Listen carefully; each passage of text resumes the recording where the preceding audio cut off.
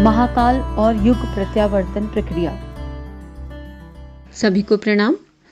महाकाल और युग प्रत्यावर्तन प्रक्रिया डे 13। कल हम देख रहे थे कि गुरुदेव तीसरे दैत्य के बारे में बता रहे थे और 3 दैत्यों की बात करी जो इंटर रिलेटेड हैं, और वो लोभ, मोह और अहंकार, और एक आ जाता है तो बाकी दोनों अपने आप पीछे आ जाते हैं। उसमें भी गुरुदेव ने अहंकार को सबसे बड़ा शत्रु बताया, और गुरुदेव ने बताया कि कितना छुपी लेयर्स हैं इसकी और ये समझ में नहीं आता है। और आजकल हम अहंकार में ही जी रहे हैं हर पल, और हम उसे स्वाभिमान का नाम दे रहे हैं। आगे बढ़ते हैं कि गुरुदेव क्या लिख रहे हैं। त्रिपुर दैत्यों ने अपनी माया नगरी में लोभ, व्यामोह और अहंकार की सत्ता स्थापित की, और उसमें बसे हुए लोग सभी लोगों को सम्मोहित कर कठपुतली की तरह अपने इशारों पर नचाया। लगता है कि वर्तमान समय भी वही स्थिति चल रही है। अशिक्षित, असभ्य लोगों से लेकर सुशिक्षित तथाकथित नेता, धर्मोपदेशक, कलाकार, विद्वान, ज्ञानी, गुणी सभी एक ही दिशा में चल रहे हैं। त्रिदोष जनित सन्निपात से हर कोई बह की बातें कर रहा है और उच्च आचरण की कुचेष्टा बरत रहा है। दुष्परिणाम सामने हैं। व्यक्तिगत, शारीरिक, मानसिक, पारिवारिक, आर्थिक, धार्मिक, राजनीतिक हर क्षेत्र में घोर अव्यवस्था फैल रही है। जिधर भी दृष्टि पसारी जाए उधर अनुपयुक्त, अनावश्यक एवं अवांछनीयता के अतिरिक्त कुछ और दिखता ही नहीं। ऐसी विकृत एवं विपन्न अवस्था में विद्रोह, विस्फोट, विक्षोभ, अशांति, उद्वेग, अव्यवस्था हो सकती है। आज यही सब कुछ प्रस्तुत है। व्यक्ति की आत्मा मरणासन स्थिति पे आ पहुंची और समाज सर्वनाश के कगार पर खड़ा थर थर कांप रहा है। देखिए, एक एक शब्द को अगर हम ध्यान से देखें ना, तो गुरुदेव बोल रहे हैं कि हम अंधे हो चुके हैं सब, अगर ध्यान से देखा जाए ना, क्योंकि हमारी आत्मा अंदर से चित्कार रही है, पुकार रही है, लेकिन आधे से ज़्यादा तो हम डोरमेंट हो गए। डोरमेंट मतलब बहरे। एक होता है ना, अंदर से आवाज़ आती रहती है तो कुछ टाइम तक तो हम सुनते हैं, लेकिन फिर जब हम बार बार उसे इग्नोर करते हैं ना, बार बार उस आत्मा की आवाज़ को दबाते हैं, तो वो सुनाई देनी बंद हो जाती है। वो इतना बोझ में दब जाती है आत्मा कि उसकी आवाज़ ही सुनाई आनी बंद हो जाती है। तो आज हम सबकी वही स्थिति हो गई है। हम अपनी इंद्रियों के इशारे पे मोह, लोभ, अहंकार, ईर्ष्या, छल, कपट, इन सब में इतना डूब गए हैं और अपनी इंद्रियों के इशारे पे इस कदर नाच रहे हैं कि जब मन आया, जो मन आया वो कर लिया, जैसे मन आया वैसे जी लिया। भगवान ने जो चीज़ें उस श्रेष्ठ गुणों के समुच्चय, भगवान को हम बोलते हैं श्रेष्ठ गुणों का समुच्चय, उन्होंने जो इंद्रियां, जो चीज़ें हमें हमारे आत्म सुधार, आत्म समीक्षा, आत्मनिर्माण के लिए दी थी, आत्म अध्ययन के लिए दी थी, हमने उन सबका मिसयूज़ किया। और त्रिदोष जनित सन्निपात मतलब सब कुछ तो सतरज तम है, और इन्हीं से सारी प्रकृति बन रही है, और इनसे जो उत्पन्न हो रहा है, अब हम अजीब अजीब सी बातें कर रहे हैं। हमारा आचरण ही मतलब मान लीजिए सड़क पे चल रहे हैं और गाड़ी चला रहे हैं, सड़क पे एक एग्जाम्पल ले लीजिए, और सामने वाले ने गलत चलाई तो हम ब्लास्ट हो गए। हमें अपने इमोशंस के बारे में ही नहीं पता, और ये सामने वाले के लिए सद्बुद्धि की प्रार्थना जहाँ करनी थी वहाँ हम खुद ही चिल्लाने लगे, चीखने लगे, उसने गलत चलाई, और कब झगड़ा खड़ा हो गया पता ही नहीं। ये तो बाहर की बात है। घर में छोटी छोटी बातों पे झगड़ा खड़ा हो जाता है। खाना आज अच्छा नहीं बना तो झगड़ा हो जाएगा। हमें पता ही नहीं कि हम किस दिशा जा रहे हैं। और ये केवल घरों में नहीं है, हर इंडिविजुअल, हर क्षेत्र में यही सब होने को दिख रहा है। तो गुरुदेव ने एक एक क्षेत्र की बात करी है कि व्यक्तिगत रूप से हम बीमार हो गए हैं, शारीरिक रूप से, मानसिक रूप से, पारिवारिक रूप से हम सब बीमार हैं। एक्चुअली बीमार हैं। क्यों बीमार हैं? क्योंकि सोच बीमार हो गई है, और जैसा हम सोचते हैं वैसा हम बन जाते हैं। और जब ये सब बीमार होगा तो हमारा समाज ऊपर उठ जाएगा क्या? कौन सा धर्म ऊपर उठ जाएगा? कुछ भी ऊपर नहीं उठेगा। तो एक्चुअली आत्मा मतलब अब बस ऐसा है कि मरी गई है। जीते जी मरना जिसे बोलते हैं ना, वो यही स्थिति है। और अगर हम आज भी नहीं जाके अलार्मिंग सिचुएशन है, अलार्मिंग कॉल है, तो ये सर्वनाश हम एक देख ही रहे हैं कि प्रकृति किस तरह अपना मुंह फैलाए खड़ी है और प्रकृति किस तरह जवाब दे रही है। और अभी भी प्रकृति, माँ पृथ्वी एक तरफ हील हो रही है, लेकिन एक तरफ अपने बच्चों की चिंता भी होने, लेकिन वो क्या करें?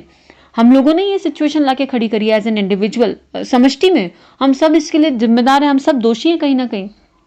और ये बात मैं बोल रही हूँ एज एन इंडिविजुअल, लेकिन बचा हुआ कोई नहीं है। हम सब ने कहीं ना कहीं कुछ ना कुछ मिस्टेक्स करी हैं, और हम जानते हैं, अपने भीतर हमारा अंतर्मन जान रहा है कि क्या गलतियाँ हुई हैं।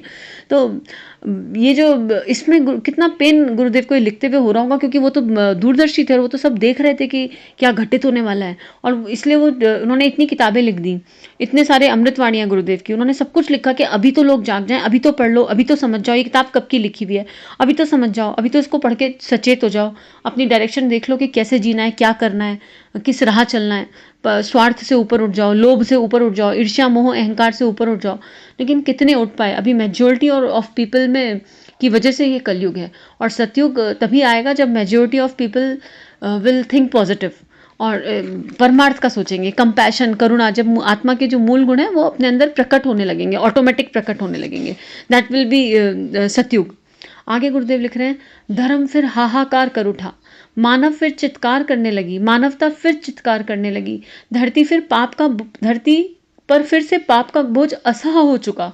सबने मिलकर प्रजापति से पुकार की, हे विधाता, इस दुर्विचार को सुधारो। प्रजापति महाकाल को निर्देश कर चुके हैं, वे स्थिति को देख समझ रहे हैं और इसी निश्चय निष्कर्ष पर पहुंचे कि लाखों वर्ष पूर्व अतीत काल में त्रिपुरों ने जो उपद्रव मचाया, वे अब पिछला पाठ भुलाकर उसकी पुनरावृत्ति कर रहे हैं। उन्होंने अपनी माया मरीचिका में फिर से इस संसार को जकड़ लिया और पूर्व काल की तरह इस स्वर्ग सी सुंदर वसुंधरा को शोक संताप में निमग्न कर दिया।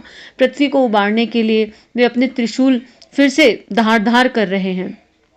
भौतिक संहार होते ही हैं, साथ ही उसके पीछे मूल प्रयोजन भावनात्मक, व्यक्तिगत, मानसिक तथा व्यवहारिक दृष्टि से मानवीय प्रवृत्तियों को उस दिशा में मोड़ देना है जिससे लोक मानक के लिए सत्य का, शिव का, आनंद का अमृतोपम रसादन करना संभव हो सके।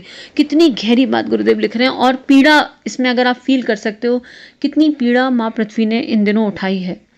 अगर हम पिछला 10 साल ही देख लें, ज़्यादा ना जाएं, हम कहाँ से कहाँ ले आए प्रकृति को। सारा वातावरण मिसमैनेज हो गया। कोई ऋतु, गुरुदेव ने इस किताब में पहले ही लिखा कि जब महाकाल कब उठते हैं, कब इस रौद्र रूप में आते हैं, जब सारी प्रकृति हिल जाती है, जब ऋतुएं अपना समय छोड़ देती हैं। कब बारिश होनी है, कब धूप होनी है, कुछ पता ही नहीं है, कौन सी ऋतु कब आएगी, सब कुछ ऊपर नीचे हो गया, टेम्परेचर ऊपर नीचे हो गया, वातावरण ऊपर नीचे हो गया, सांस लेने के लिए जगह नहीं बची। ऐसी भी परिस्थिति आ गई। कितना पेन हुआ होगा पृथ्वी माँ को। पृथ्वी पूरा सजीव है। अगर आप सोच के देखो तो इतने सारे हम लोगों ने कहाँ से जन्म लिया? माँ पृथ्वी के गर्भ से ही बाहर आए ना, आदिशक्ति के गर्भ से माँ पृथ्वी, और फिर उनके गर्भ से हम बाहर आए। तो कितना पेनफुल रहा होगा। लेकिन हम उस दर्द की तरफ देख नहीं पाए, पेड़ काटते चले गए और अपनी गंदगी फैलाते चले गए। और अब जब पृथ्वी हाहाकार कर चुकी, धर्म भी हाहाकार कर चुका, तो और पहले समय भी ये हो चुका है। तो आज हमें दिख रहा है सर्वत्र कि मानवता, लोग मर रहे हैं, तड़प रहे हैं, एक प्रकृति, एक युद्ध चल रहा है और सारे देश एक होकर उस युद्ध के खिलाफ खड़े हैं। लेकिन वो युद्ध ऐसा है जो किसी दूसरे देश से नहीं है, वो प्रकृति ने एक वायरस के फॉर्म में भेजा है और अब हम सब एक होकर चल रहे हैं और लॉकडाउन होकर बैठे हैं। क्यों? कि अभी भी हम सोच लें, अपना भावनात्मक परिष्कार कर सकें, अपना मानसिक परिष्कार कर सकें, अपने व्यवहार को परिष्कृत कर सकें, आत्मनिरीक्षण कर सकें, अपने लिए रूल बुक बना सकें कि अब जब सब सही होगा तो हमारा क्या योगदान होगा एज एन इंडिविजुअल। सबसे पहले तो सोच, हम केवल सकारात्मक सोचेंगे। गुरुदेव ने लिखा इस बुक में कि हमारी सोच का यूनिवर्स पे कितना इम्पैक्ट पड़ता है। हम ये ना सोचें कि मेरे एक के सोचने से क्या हो जाएगा, नहीं, हम केवल पॉजिटिव चिंतन करेंगे। अगर मुझे ये भी सोचना है ना कि मुझे कोई भी आपको अच्छी आदत भी उठानी है ना, तो आप ये नहीं सोचोगे मैं गुस्सा नहीं करूंगा, आप बोलोगे हम शांत। अगर किसी को ये आदत, हैबिट अपनानी है कि हमें शांत रहना है, तो हम शांत रहेंगे। आप ये गुस्सा वर्ड अपनी डिक्शनरी से रिमूव कर देंगे। हम ऐसा सोच, इतनी पॉजिटिविटी अपने अंदर भीतर भरनी है। और तीनों हर लेवल पे गुरुदेव ने लिखा है। और क्यों करना है? जब ये सब हम कर पाएंगे ना, तो हम शिव जी का, सत्य का, आनंद का, वो जो असीम आनंद होता है ना आत्मा का, उसको जी पाएंगे। एक बार प्रैक्टिस करके देखिए।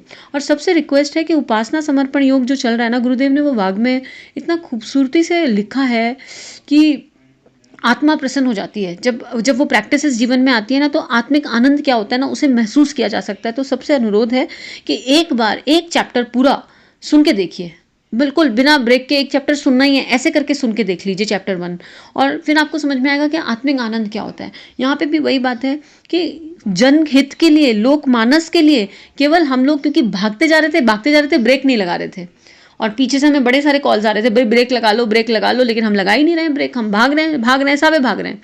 अब एक फोर्सफुल ब्रेक प्रकृति ने लगा दिया।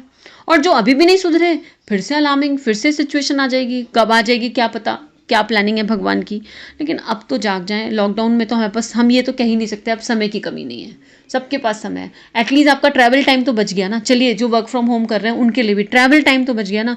उस टाइम को ही आत्मनिर्माण में लगा दें अगर हम, तो जीवन बहुत सुंदर हो जाएगा।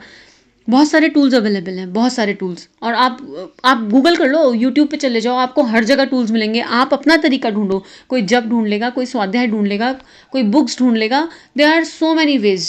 आप बस उठ जाओ, कदम बढ़ा लो। किसकी तरफ? भावनात्मक परिष्कार की तरफ, मानसिक परिष्कार की तरफ, शांत रहने की तरफ, प्रसन्न रहने की तरफ, प्रेम के उस सूत्र को समझने की तरफ जिस प्रेम की ऊर्जा से हम सब बने हैं। सब केवल एक ही ऊर्जा से बने हैं, प्रेम की ऊर्जा। और जब वो प्रेम, वो आत्मीयता का विस्तार आत्मा में जागृत हो जाता है ना, तो सब जगह बस वो कृष्ण कृष्ण कृष्ण दिखते हैं। सब जगह वो आपके इष्ट ही आपको नजर आएंगे, और कोई कहीं कहीं कुछ नजर ही नहीं आएगा, कोई दूसरा दिखाई ही नहीं पड़ेगा। तो आगे गुरुदेव क्या लिख रहे हैं, इस चैप्टर को खुद गुरुदेव खत्म कर रहे हैं ये बताते हुए, त्रिपुरारी महाकाल ने अतीत में भी विविध माया मरीचिका को अपने शिक्षण, संहार, निर्माण के त्रिशूल से तोड़ फोड़ कर विदीर्ण किया। अब वे उसकी पुनरावृत्ति करने लगे हैं। देखिए 3 पॉइंट दिए, शिक्षण, स्वाध्याय, मतलब हमें क्या करना है, हम पढ़ें। संहार, संहार किसका? हमारे भीतर जो दुष्प्रवृत्तियां बैठी हैं उनका संहार। और फिर निर्माण, किसका निर्माण? आत्मनिर्माण, अपने भीतर से उस आत्मा का निर्माण जो हम मूल स्वरूप में थे, जो भगवान ने ऊपर से प्योरेस्ट फॉर्म भेजी थी। ये तीनों काम गुरुदेव बोल रहे हैं कि अब उसकी पुनरावृत्ति, और ये दोनों स्तर पे होगी, आंतरिक स्तर पे भी होगी और बाहर तो प्रकृति में हमें दिख ही रहा है क्या चल रहा है, सब कुछ हो ही रहा है। आगे गुरुदेव लिख रहे हैं, लोभ, व्यामोह और अहंकार के काल पाशों से मानवता को पुनः मुक्ति मिलने वाली है। संहार की आग में तपा हुआ मनुष्य अगले ही दिनों पश्चाताप, संयम और नम्रता का पाठ पढ़कर सज्जनोचित प्रवृत्तियां अपनाने वाला है। वह शुभ दिन शीघ्र लाने वाले त्रिपुरारी महाकाल आपकी जय हो, विजय हो, जय हो, विजय हो। देखिए गुरुदेव को सब पता है, कितने कितने खूबसूरती से गुरुदेव लिख रहे हैं कि हे महाकाल, ये जो आपने किया ये बहुत अच्छा किया, आपकी जय हो, जय जयकार है। क्यों? क्योंकि अब हम सब पश्चाताप करेंगे। अब हम सब संयम की तरफ बढ़ रहे हैं। संयम, पेशेंस, इंद्रिय संयम, संयम बहुत सारे हैं, विचार संयम, अर्थ संयम, और सारे संयम इस समय हो रहे हैं। आप संग्रह नहीं कर रहे हो, आप लिमिटेड राशन मंगा रहे हो, वो भी एक संयम है। जब लिमिटेड मंगाओगे तो लिमिटेड खाओगे, वो भी एक संयम है। बाहर जाना नहीं है, प्रेस हो नहीं रही, लिमिटेड कपड़ों में गुजारा हो रहा है, तो आंतरिक और बाह्य हर तरह से एक संयम ऑटोमेटिक करवा रहे हैं। और पश्चाताप भी है। जो लोग ये सुन रहे हैं उनकी मनोभूमि तो निश्चित रूप से सात्विक है, तभी तो वो ये सब सुन रहे हैं। यहाँ तक सुनने के लिए आप आ गए तो कॉन्ग्रेचुलेशंस, है ना, कॉन्ग्रेचुलेशंस कि आपके इष्ट आपके साथ हैं और आप ऐसा कुछ सुन रहे हो। तो फिर पश्चाताप वाली फीलिंग तो अपने आप जाग जाएगी कि हमने गलत किया है। लेकिन अब उस भावना से कर्म क्या बन रहा है? अपने कर्म किया, अब हमें सही कैसे करना है उसकी बात गुरुदेव कर रहे हैं। और नम्रता का पाठ पढ़कर सज्जनोचित प्रवृत्तियां, जो एक सज्जन की प्रवृत्तियां होती हैं, जो आत्मा के मूल गुण हैं, वो अपने भीतर उदय करने की बात गुरुदेव कर रहे हैं। तो हे त्रिपुरारी महाकाल आपकी जय हो, विजय हो, जय हो, विजय हो। आगे कल पढ़ते हैं। आज के लिए परम पूज्य गुरुदेव वंदना माता जी को दिल से आभार, अत्यंत आभार कि वो हमें इतना सुंदर ज्ञान लिख कर चले गए। अपनी सूक्ष्म दृष्टि से हर पल हम सबको संरक्षण दिए हुए हैं। तो अपने इष्ट को धन्यवाद कीजिए और विश्व कल्याण के लिए शांति की भावना। ओम शांति ही शांति ही शांति ही, सर्वारिष्ट सुशांतिर भरवतु।